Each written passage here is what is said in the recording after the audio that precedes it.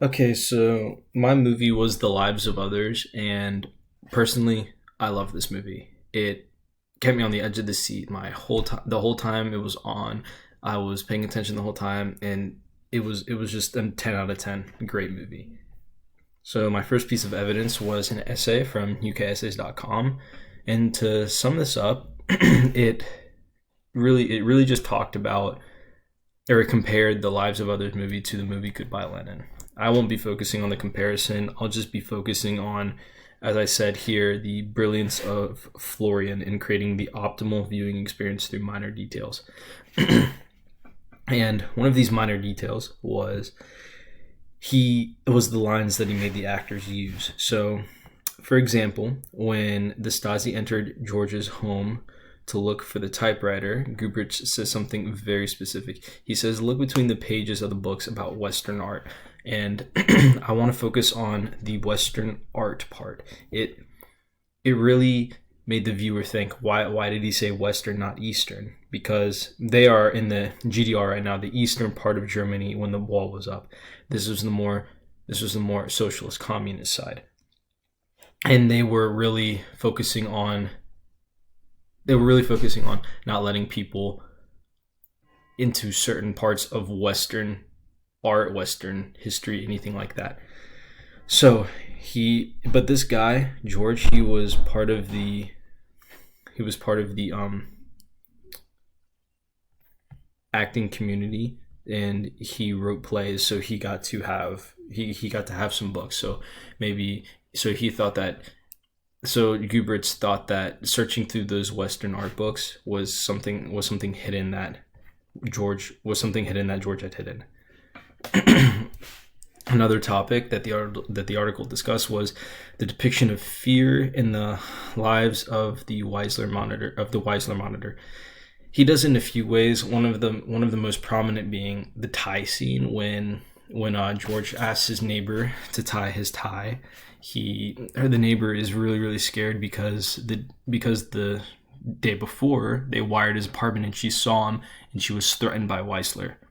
So she was very timid on entering his apartment and helping him, even though nothing bad would happen to her. It just depicted on how important or on how prevalent the Stasi was in the GDR. They had ties on everyone. They could do anything to anyone at any time. They were just so powerful. And the article also specifically states that the Stasi investigation can harm not only a person's career but their social lives as well. This was seen by Jerska when he commits suicide. It is no surprise that he did this because he was blacklisted and he could never direct again, and he thought that there was no other option for his life. And my second piece of evidence here, it's the trailer for The Lives of Others. And honestly, this trailer really got me interested in the movie.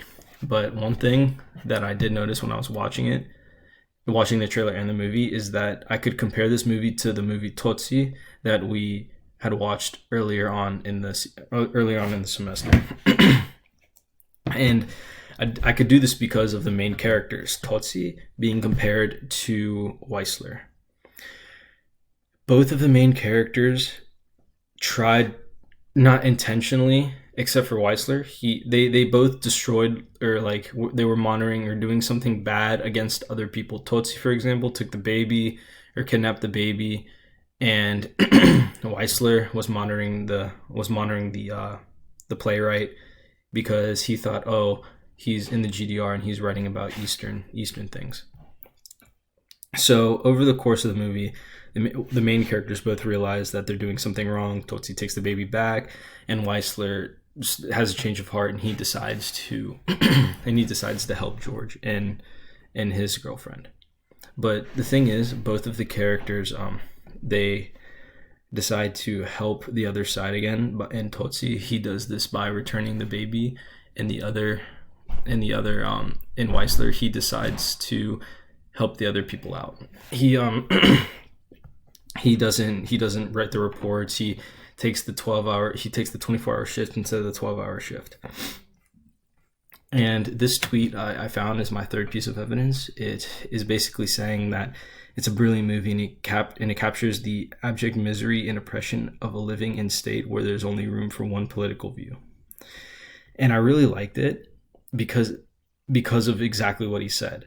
It really sums up the whole movie. It was just, Florian did a brilliant job in making the movie with each aspect of the atmosphere, the mood, the tone, everything. It really paid off when the movie had the final cut, and it's just a shame that it wasn't more prevalent in the United States.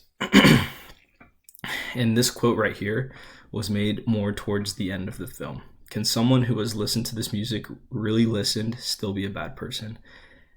And this was when Weisler was listening to George when he was playing the piano for his girlfriend. He was playing Beethoven's Appassionata, and he asked this question. And it was like quite interesting from two angles.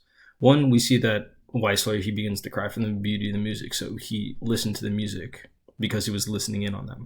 The second part being the irony in the situation. We see Weisler is the antagonist in the beginning, but when he starts crying and he really listens to the music, he wonders, is he really a bad person, even though he really listened to the music? And it becomes ironic because he then begins to help George and Christa Maria, and everything starts to fall apart there. And then this Instagram post is my final piece. It just really says it all in the caption. Sometimes life-changing events can be as simple as watching a really good movie, and this movie was just absolutely wonderful. It really captured every aspect of the movie, from the aspect, the tone, the mood, everything. I really wish it was more popular in the United States and more people would watch it, because before any of this, I really had no knowledge about the Berlin Wall, and now I wouldn't call myself an expert, but I have more knowledge than I used to.